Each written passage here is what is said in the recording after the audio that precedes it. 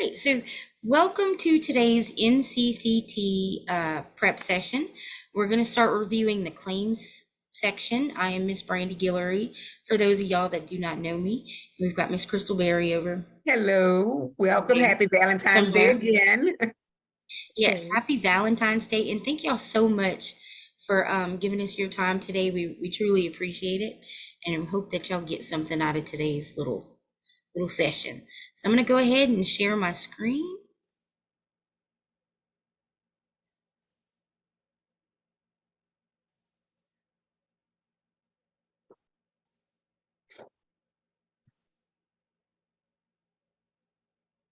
All right, so like I said, today we're going to be going over the claims section of our practice exam.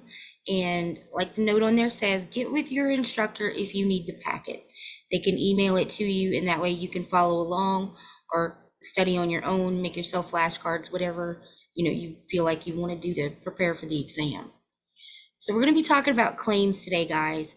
And one of the important things I wanted to get across to y'all today, while we're going through the claims section, we're going to touch on a lot of things that y'all might not just automatically think of as related to the claims process. But really, the claims process starts in the front office. It starts with the documentation that has to be gathered when a patient first comes in, right? There's certain forms that patients have to be filled out, and if those forms aren't done correctly, our claims are not going to get paid. So the process really starts at the front desk. So the first thing we're going to do today is look at a couple of really common forms and documents that you guys are going to see and hear about, and it's going to be on the test, a lot of this. All right, so the first one is going to be an assignment of benefits form. Do any of y'all know what an assignment of benefits form is? If y'all have been through module 156, y'all should be familiar with it. It's the form that basically tells the insurance company that they can pay the doctor directly. Basically, they can send them whatever money is owed to the doctor for their insurance claim, they can send it to that doctor directly. And that just saves time and paperwork and hassle. You don't want the insurance company to be sending you money and then you got to transfer it to the doctor. Let's just let them pay the doctor straight ahead, right? So that's what assignment of benefits form is. Our next one is going to be an ABN, and this is an advanced beneficiary notice. And you'll hear it all the time, ABN, advanced beneficiary notice. All right, so the important things about this form. Number one, what it does. It is for Medicare patients only, okay? And the reason why it's for Medicare patients only is because this form, this is what you have to give a Medicare patient before you perform services that are non-covered by Medicare. If that patient is having a procedure or anything done that Medicare, is a non-covered service by Medicare, Medicare is not going to pay for it, you've got to get them to fill out this form. Now, another important thing to remember about this is not every Medicare patient is going to get this. Only the ones who are going through non-covered services, okay? This is not a blanket form that you can just give out to all of your Medicare patients so that you're covered. But it does cover the provider because it lets the patient know, look, these services are not covered by Medicare. You may be financially responsible, when it's all said and done. So this is a very, very important form to get your Medicare patients to fill out before non-covered services are rendered, okay? The next one we're going to look at is an example of what's called a super bill. All right. And basically what a super bill is, and you can see here in this first column, they've got a list of CPT codes, procedure codes, right? Starting with E&Ms, your evaluation and management codes, and then going down counseling, and then smoking cessation counseling, and then some procedures that this office does on a regular basis are listed here. All right, and this is a good look at when we tell y'all that y'all are not going to have to do cold coding when it comes, if you work in a current doctor's office, this is why. When the patient is there for their visit, the nurse or the nurse practitioner, whoever it is that is handling their chart, is going to fill out a super bill while during that visit. Everything that that patient gets done that applies to them is going to be filled out on this, and then this is given to the coder. Okay. So your first column is CPT codes, and then you can see in this second column, you have a list of diagnosis codes, and that's just common ones that this office uses a lot. And every office is different because you can set it up any way you want to.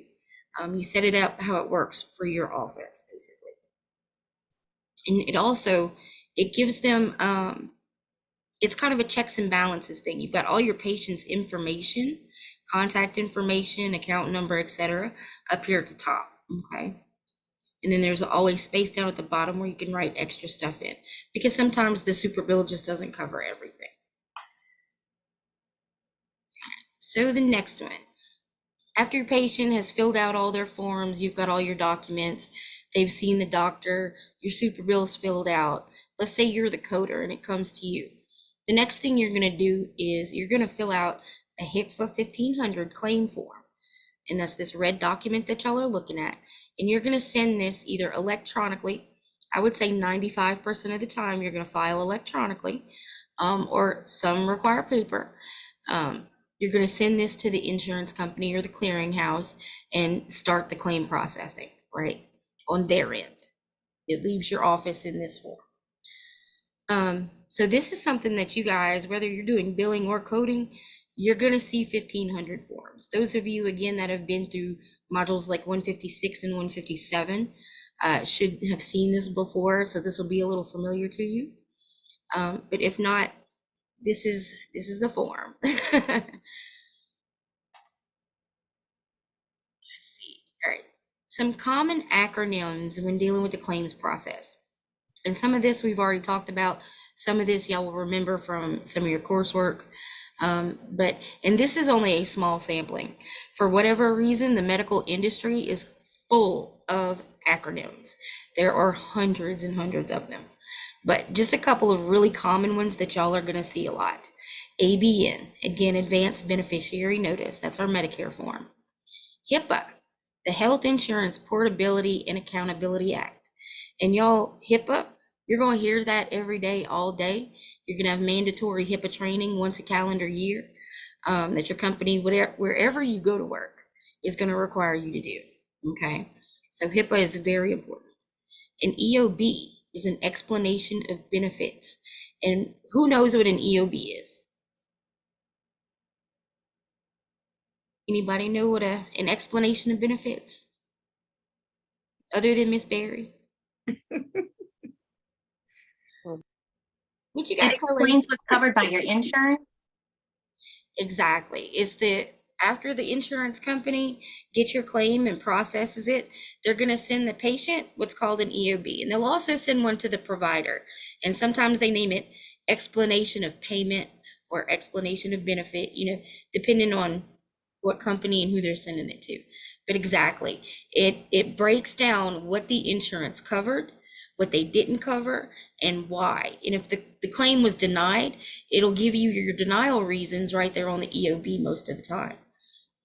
Right, Ms. Brandon, I would like to say it's very important to pay attention to the explanation of benefits, because I've received from my healthcare provider plenty of things that have been on there that was an error. But if you don't look at it and pay attention to what you're being billed for, you will be charged. And I mean, I had several things on there that they said, this was my amount to pay, and the insurance was supposed to pay for it. So you really have to pay attention to what's on your explanation of benefits. Yes, absolutely. That's a very good point, Miss Crystal. And she's not the only one. I've gotten incorrect medical statements from my doctor's office, it was actually an urgent care that I went to. They hadn't applied the copays correctly, and it was just a mess. Well, it ended up, I called them to get this corrected. I ended up going to work for them on a contract basis doing their billing, because their billing was just all jacked up. And I just happened to notice because It's what I do for a living, right? So when I look at my EOB, I know what I'm supposed to be charged. I know what I'm supposed to pay. And I can recognize the errors when they're there pretty easily. So I ended up going to work for them on a contract basis, making about $35 an hour. So that's where this program and this job field can take you. And they're not all 35 an hour. That was exceptionally good pay. I will say that, because they were in a jam. They were in trouble with their billing. They needed the money to start rolling in. So I was worth a lot to them. All right, so, but moving on. Yeah, EOBs, pay attention to your EOBs and get familiar with them. I know when I do module 156 and 157 with my class, I actually show them some of my correct medical statements and some of my incorrect ones, and we go through and we learn how to, explain that to a patient. Because if you're doing billing, you will have to sometimes explain a payment to the patient or a copay to the patient. And a lot of the times, y'all, I would say probably 80% of people do not know how insurance work. Regardless of age or demographic, 80% of people don't know how insurance works. And it's our job to be able to explain that to them.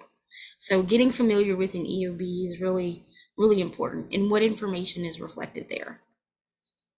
All right, so our next one is SOF, and that's a signature on file. And basically what a signature on file means, when a doctor or provider becomes credentialed with an insurance company and they're under contract, they accept that insurance company.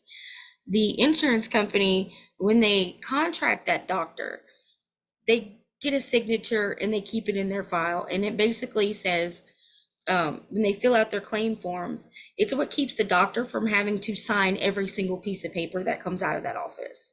They need to be able to send it electronically, so they have to have a signature on file. And there's also a place on the 1500 form where that is reflected.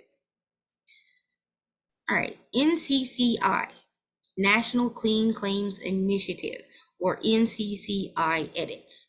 And what this is for is when you're coding and you have multiple procedures that you're doing at one time, and you need to find out if they're considered bundled or if you can file them separately or whatnot, or bill them separately.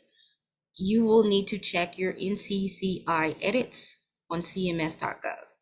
And they do what's called they want you to have a clean claim. And basically what they do is they tell you what you can file together, what is bundled and what is not. Okay. I want to say the Medicare website has what's called Clear Claim Connection, where you can go in, enter the CPT codes that you're coding, and it'll tell you, the software will spit it out whether or not you can file that as is or what you need to do with it. Okay, so NCCI edits, when we're talking about bundling and we're talking about checking codes with Medicare, that's what we're talking about, NCCI edits. All right, and then some very common office stuff, POS, and it's not what the first thing that's going to pop into your mind. Okay, it's place of service. Every claim, every time you call an insurance company, they're going to need to know the place of service. Okay, that's also on the claim form. Date of service, same thing.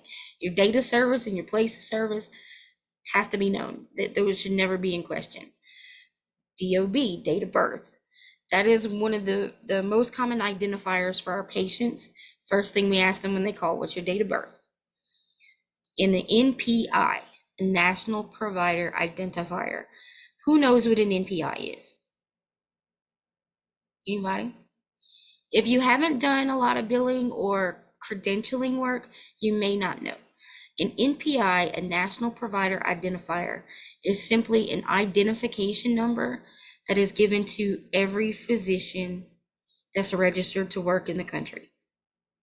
National Provider Identifier. And there is a website, any doctor you come across, it's public information. You can go on the website and look up their NPI.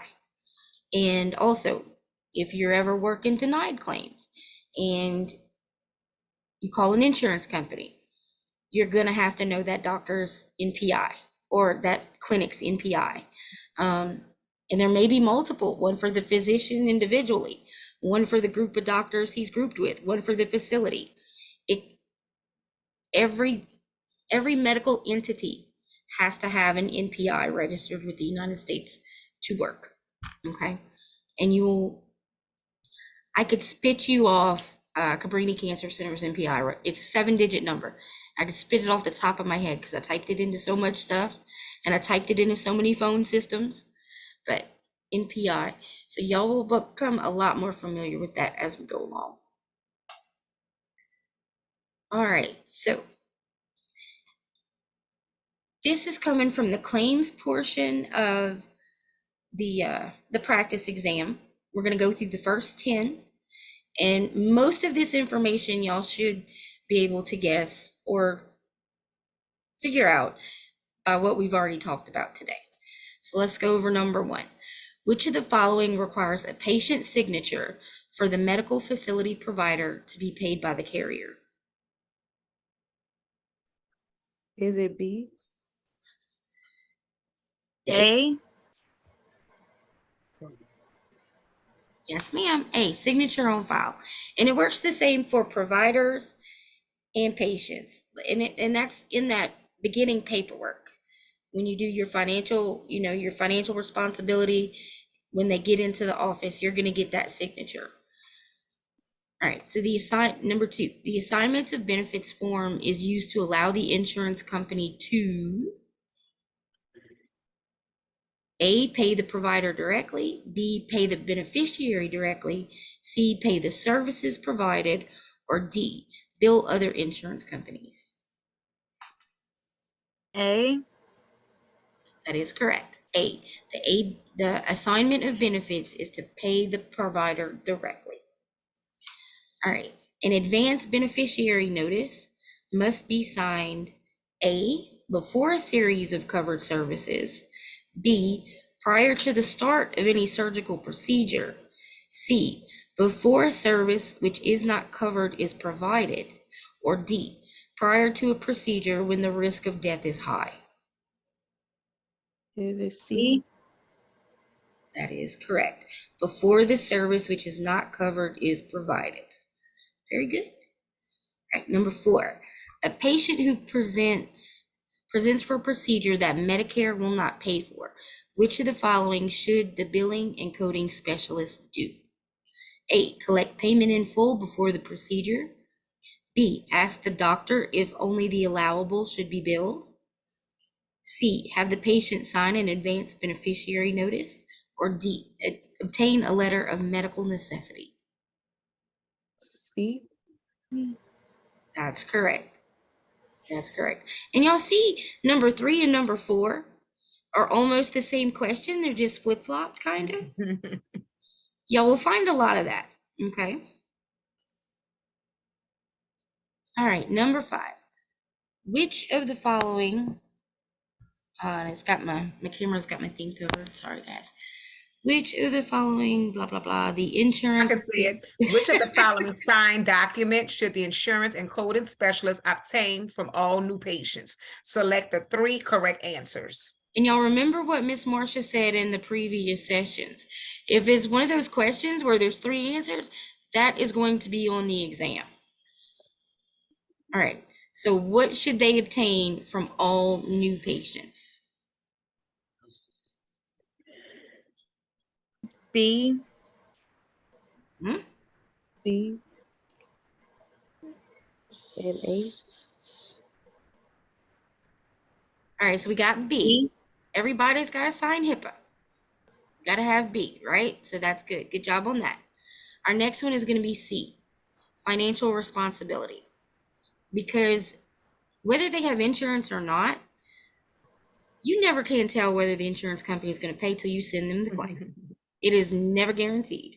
So you want them to fill out a form that states that they understand that whatever charges they incur after insurance is processed, they're going to be financially responsible for. Okay, you got to make sure they know that. And the last one is that assignment of benefits. And that's so the provider can file to their insurance and get paid directly. But that's what all new patients need.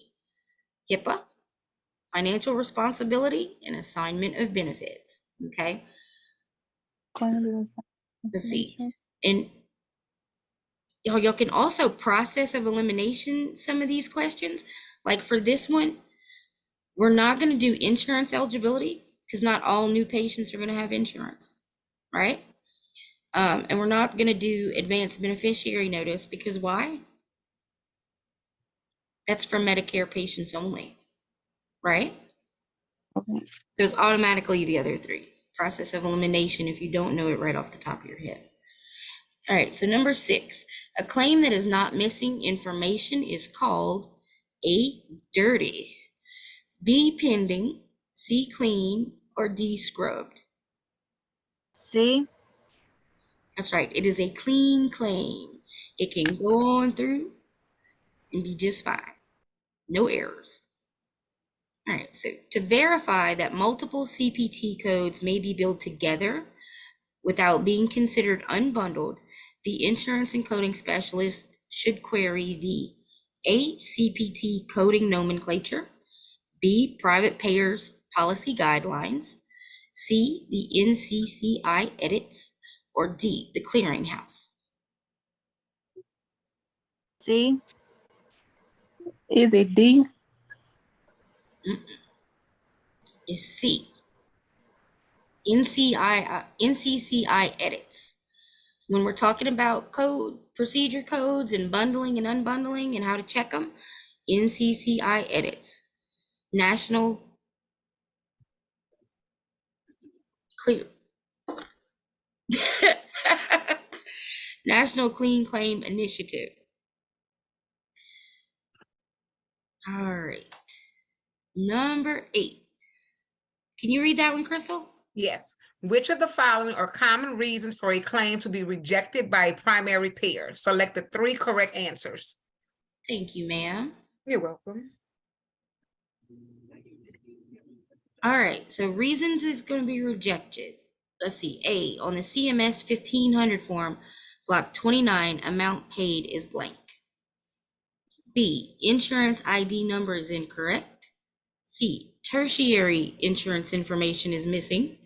D, dates of service do not match charges. And E, diagnosis codes are not linked to procedures. What 3 do y'all think are most likely to happen? B. D. B. D. D. And And E. E. It is B, D, and E. Okay. All right, so here's, again, this process of elimination. The amount paid section on your claim form is only going to have something there if that claim is going to a secondary payer, if somebody's already paid on it, right? So that's not why it's going to be rejected at first. Insurance ID number incorrect, that's probably the number 1 reason for claims getting denied and returned. And it, for all kinds of reasons, human error, typos, can't read the card clearly. I mean, it's the number 1. We got to verify that we got the correct numbers on those insurance IDs. All right, tertiary insurance information. All right, there is no place on a claim form for tertiary insurance information. You got a place for primary, you got a place for secondary. Your third, if they have a third insurance, which is not that common anymore anyway, but if they do, it's going to probably be something like a government payer or a supplemental plan of some sort. Okay. They're not usually going to have a third major medical or something like that. So tertiary insurance information is not going to be missing. All right. Dates of service not matching and diagnosis codes, having the incorrect diagnosis codes for the CPT codes we're using.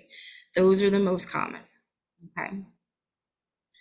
All right. The patient information section of an encounter form contains A, diagnosis codes, B, date of service, C, physician signature, or D, treatment codes. All right. And what I want you to think about when we talk about the patient information section of an encounter form is like that top section on the page, whether they're filling out like some, well, on a 1500 claim form, the patient information section is up at the top, okay? And your super bills, all the patient information is going to be up at the top. What is going to be up at the top with that information? B. B. B. Exactly. Dates of service. Your diagnosis codes, your physician signature, and your treatment codes are all going to be lower down on the form. Very good. All right. So number 10, last one. Which of the following is required information from the encounter form necessary for insurance reimbursement? Select the 3 correct answers. So we got A, data service, B, procedure codes, C, physician signature, D, HCPCS codes, or E, authorization number. What do y'all think are going to be the 3 that are going to be necessary for the insurance company to pay? A, B, and D. Or A, B, And D. I feel like this is kind of a trick question. Crystal, I know you're laughing. You know why. All right. So the correct answer on this is A, data service. So y'all got that one. Procedure codes and HCPCS codes. Now, the reason I say this is kind of a trick question is because not all of your insurance carriers require or accept HCPCS codes. So, but if that insurance company requires it and accepts it, it has to be on there or that claim's not getting paid. So just remember your date of service and your codes got to be on there. Okay. The physician signature, like we said, that's going to be on file with the insurance company. They're not actually going to sign that claim form. All right, so you could ixnay that one. And the authorization number, you're not always going to need an authorization number. There will be some instances where you do, and there's some insurances where they require it no matter what they do. Yeah, prior authorization. Yeah, prior authorization. But you're not always going to need one. It's not a every time type of deal. Okay. All right. So that's all I've got for today. That's the first 10 questions in the claims packet. Do you guys have any questions over anything we talked about or went over today? About and I mean anything, about the claims process, about the forms, about the HCFA, insurance companies, any of it. Spill it. No, we good? Yeah. Think y'all good? Okay. Very good. Well, if that's it, if y'all don't have any questions for me, I don't have any questions for y'all.